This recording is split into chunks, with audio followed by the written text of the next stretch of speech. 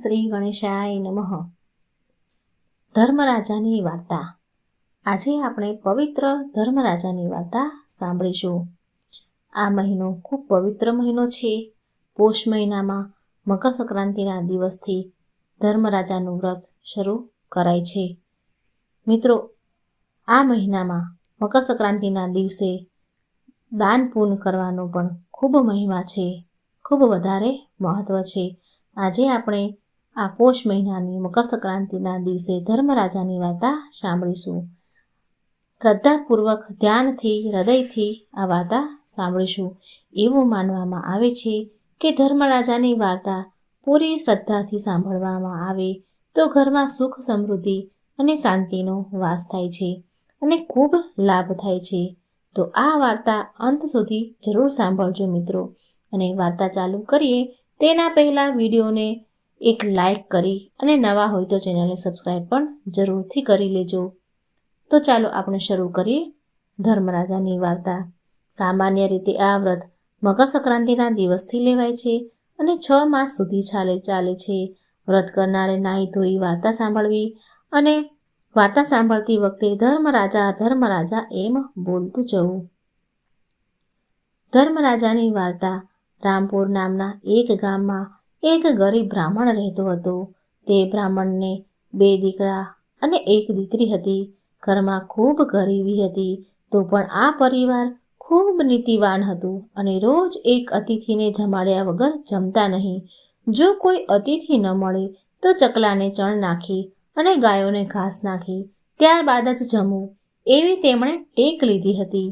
તેઓ ખૂબ જ ગરીબ પરિસ્થિતિમાં જીવન જીવી રહ્યા હતા તો પણ તેમણે પોતાનો નિયમ હંમેશ તે પાળતા હતા. પણ બાપની ગરીબીથી ગળે આવીને દીકરાઓ જુવાન થયા અને તેમણે વિચાર્યું કે આપણે પરદેશ કમાવા જઈએ. અહીં આવી રીતે જ બેસી રહીશું તો આપણી પરિસ્થિતિ ક્યારે સુધરશે? ક્યારેય નહીં સુધરે. આવું વિચારીને બંને દીકરાઓ પરદેશ કમાવા માટે નીકળી ગયા. હવે ઘરમાં બ્રાહ્મણ દંપતી અને તેમની વિધવા દીકરી રહેતા હતા. એવામાં ચોમાસું આવ્યું. ભગવાન પણ આ ગરીબ બ્રાહ્મણની કસોટી કરતા હોય એમ ચોમાસાની ઋતુમાં બારે મેઘ ખાંગા થઈને તૂટી પડ્યા. ચારે કોર જળબંબાકાર થઈ ગયું.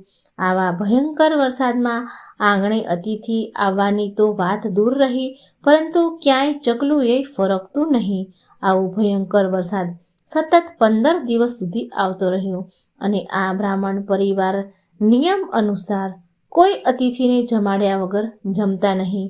એટલે બ્રાહ્મણ દંપતી અને તેમની દીકરી 15 દિવસ સુધી ભૂખ્યા રહ્યા, પરંતુ ભગવાન ઉપર તેમનો વિશ્વાસ તૂટ્યો નહીં.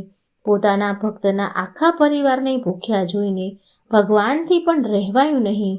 એટલે ભગવાન વિષ્ણુ અને દેવી લક્ષ્મી એક હંસ અને હંસલીનું સ્વરૂપ ધારણ કરી અને ઉડતા ઉડતા આ બ્રાહ્મણના આંગણે આવ્યા. આ હંસ અને હંસલીને આંગણે આવેલા જોઈને બ્રાહ્મણ પરિવાર ખૂબ રાજી થયું. તેમણે તરત જ ખોબો ભરીને જુવાર આંગણામાં નાખી, પરંતુ હંસ હંસલીએ જુવારનો એક દાણો પણ ખાધો નહીં. આ જોઈને આ બ્રાહ્મણ પરિવાર તો નિરાશ થયો અને બ્રાહ્મણની પુત્રી 2 હાથ જોડીને હંસ હંસલીને વિનંતી કરવા લાગી. ત્યારે જ હંસને વાચા આવી અને કહેવા લાગ્યું કે હે બ્રાહ્મણ પુત્રી, અમે તો માન સરોવરના રાજહંસ છીએ. અમે તો સાચા મોતી સિવાય બીજું કંઈ ખાતા નથી.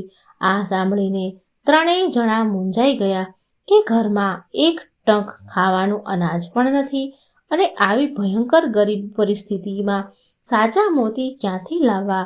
છતાં પણ બ્રાહ્મણ ખૂબ આશાવાદી હતો અને હિંમત કરીને ઉઘાડા પગે દોડતો નગરના ઝવેરી પાસે ગયો અને ત્યાં જઈને ઝવેરી પાસેથી 1.25 શેર સાચા મોતી માંગ્યા.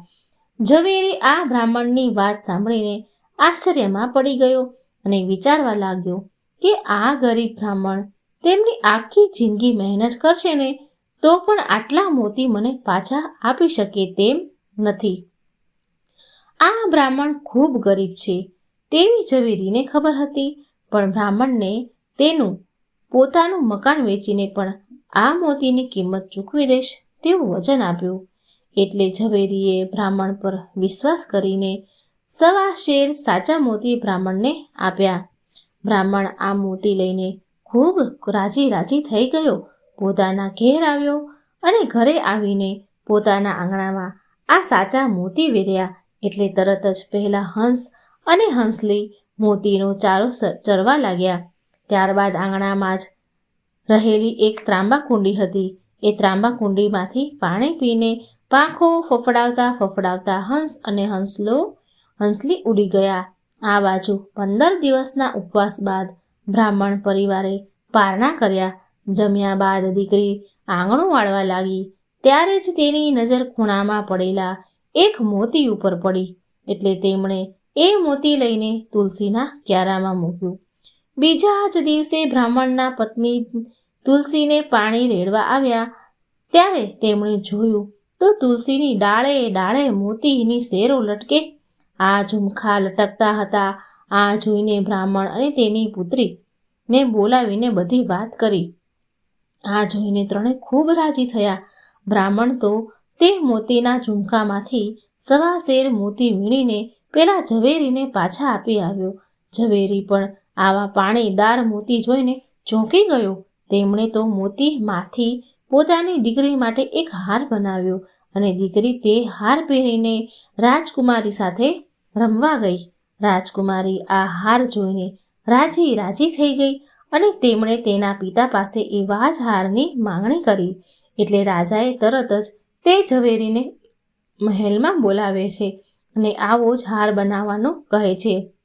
એટલે ઝવેરી બોલ્યો કે મહારાજ, આવા પાણીદાર મોતી મારી પાસે નથી. આ મોતી તો પેલા બ્રાહ્મણના ઘરેથી આવેલા હતા. રાજાએ બ્રાહ્મણના ઘરે તપાસ કરાવી તો જાણવા મળ્યું કે તેમના આંગણામાં રહેલા તુલસી ક્યારામાં રોજ આવા પાણીદાર મોતીના ઝુમખા આવે છે. આ વાત જાણીને રાજાને નવાઈ લાગી.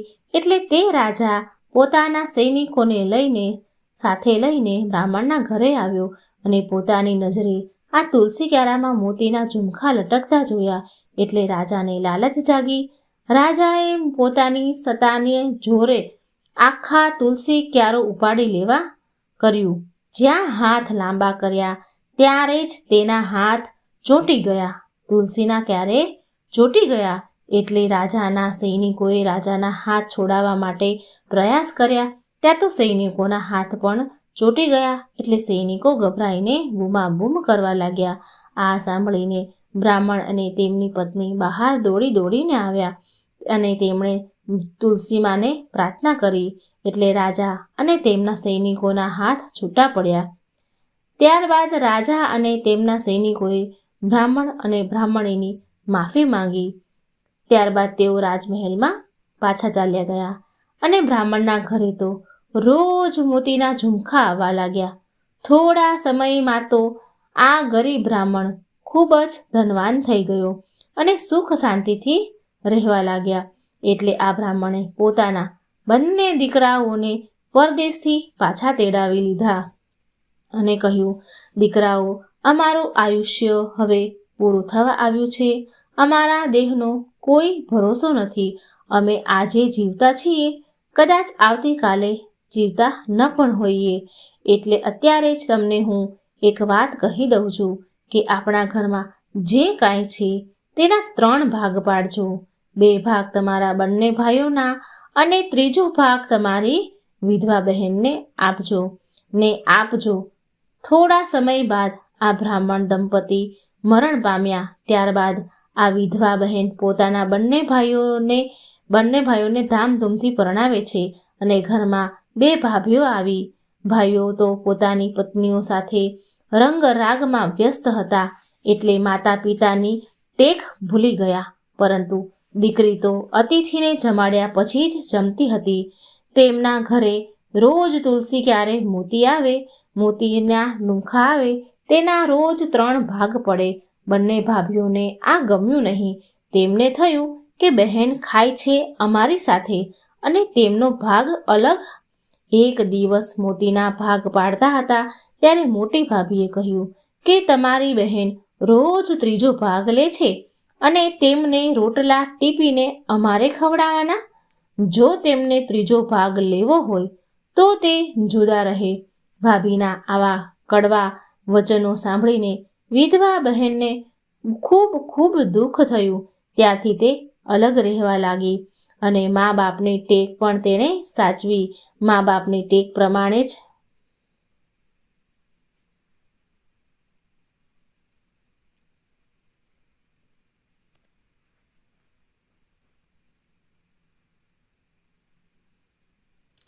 મા બાપની ટ્રેક પ્રમાણે જે અખી તરસી પડી રહી. ત્રીજા દિવસે બંને ભાઈઓ તેમને મળવા આવ્યા અને આવીને જોયું તો ખાટલામાં બહેનનું શબ પડેલું હતું. બહેન તો મૃત્યુ પામી હતી. આ જોઈને બંને ભાઈઓ ખૂબ રડવા લાગ્યા. ત્યારે ભાભી દેખાવ કરવા આવી અને રડવાનો ઢોંગ કરવા લાગી. આ બાજુ બહેનનો આત્મા ધર્મરાજાના દરબારમાં પહોંચ્યો. ત્યારે ધર્મરાજા કહેવા લાગ્યા કે હે દીકરી, તે ખૂબ પુણ્ય કર્યું છે, પણ મારું વ્રત કર્યું નથી, એટલે તારે પૃથ્વી પર પાછા જવું પડશે. બહેન બોલી, તમારું વ્રત કઈ રીતે થાય છે? ત્યારે ધર્મરાજા બોલ્યા કે મારું વ્રત 6 મહિનાનું હોય છે. આ વ્રત ઉત્તરાયણના દિવસે શરૂ કરવું. સ્નાન કરી શુદ્ધ થઈ પાટલા ઉપર મારા નામનો દીવો કરો. હાથમાં ચોખા રાખીને વાર્તા સાંભળવી. કોઈ વાર્તા સાંભળનાર ન હોય તો ઉપવાસ કરવો. 6 મહિના પૂરા થાય ત્યારે વ્રતનું ઉજવણું કરવું. ઉજવણું કરતી વખતે વાંસનો એક ટોપલો લેવો. તેમાં 1.25 શેર જુવાર, લાલ કપડાનો કટકો, એક જોડી કપડાં, છત્રી, ફાનસ, ચપ્પલ, 1.25 શેર સાચા મોતી, હોડી, નિસરણી, સોના રૂપાની 2 મૂર્તિઓ, આ બધું કોઈ સુપાત્ર બ્રાહ્મણને દાન આપવું. આવું કરવામાં અસમર્થ હોય તો તમારી શક્તિ પ્રમાણે દાન કરવું. ત્યારબાદ 1.25 શેર ઘીની સુખડી બનાવી તેના 4 ભાગ પાડવા. એક ભાગ ગાયના ગોવાળને આપવો, બીજો ભાગ બ્રાહ્મણને આપવો, ત્રીજો ભાગ રમતા બાળકને આપવો અને ચોથો ભાગ ઘરના માણસને આપવો. એટલે બહેને તરત જ આ વ્રત કરવાનો સંકલ્પ લીધો. આ બાજુ સ્મશાનમાં બહેનના શબને આગ ચાંપવાની તૈયારી થતી હતી. ત્યારે જ લક્ષ્મી દેવી એક ડોશીનું સ્વરૂપ લે છે. ડોશીનું સ્વરૂપ લઈને આવ્યા અને કહેવા લાગ્યા કે મારે આ દીકરીનું મુખ જોવું છે. આવું કહીને તે ડોશીમાં તેમની પાસે ગયા અને જેવો જ તેમણે પોતાના હાથ તે દીકરીના મોં ઉપર ફેરવ્યો એટલે તરત જ તે દીકરી જીવતી થઈ. બધા લોકો આ દ્રશ્ય જોઈને આશ્ચર્ય પામ્યા. બંને ભાઈઓ તો પોતાની બહેનને સજીવન થયેલી જોઈને રાજી થઈ ગયા. ખૂબ રાજી થયા. બંને ભાઈ તો પોતાની બહેનને ઘરે લાવ્યા. ઘરે આવવાનું કહ્યું, પરંતુ બહેને ના પાડી દીધી અને બહેને તો પેલા ડોશીમાને લઈને પોતાના ઘરે આવી.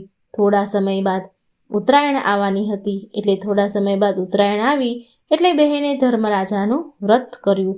6 માસ પૂરા થયા એટલે બહેને વ્રતનું ઉજવણું કર્યું.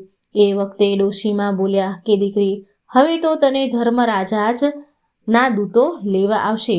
તું તો સ્વર્ગમાં જઈશ. ત્યારે બહેન બોલી કે માં, હું તમને મારી સાથે લઈ જઈશ. થોડા દિવસ પછી ધર્મરાજાના દૂત તેમને લેવા આવ્યા એટલે બહેને પેલા ડોશીમાને ધર્મરાજાના વિમાનમાં બેસાડી દીધા. બંને વિમાનમાં બેઠા અને સ્વર્ગમાં જવા નીકળી ગયા. સ્વર્ગમાં આવતા જ કંકુના પગલાં પડ્યા. દીવડાઓની રોશની થવા લાગી. આમ બહેને ધર્મરાજાનું વ્રત કર્યું અને તેમને સ્વર્ગમાં સ્થાન મળ્યું.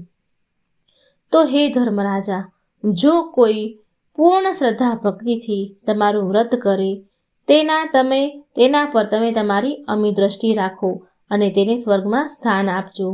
હે ધર્મરાજા, તમે જેવા આ બ્રાહ્મણ દીકરીને ફળ્યા તેવા જ તમે આ વ્રત કરનારને, આ કથા સાંભળનારને, સંભળાવનારને, હોંકારો ભરનારને બધાને જ ફળજો. જય શ્રી કૃષ્ણ. રાધે રાધે. Thank you.